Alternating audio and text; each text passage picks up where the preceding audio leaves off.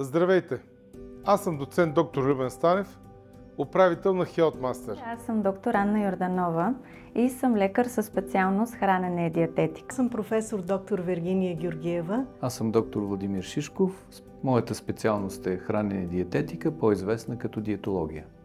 Моята основна задача е да обедина лекарите от традиционната медицина и най-добрите експерти по здраве от алтернативната медицина. Може да се нормализира щитовидна жлеза, хипофизна жлеза, надбъбречни жлези.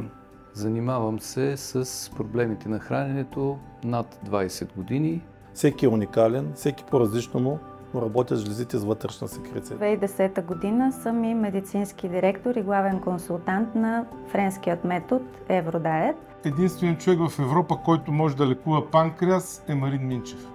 Едно от пичовете на съвремето, това са шиповете и костните заболявания.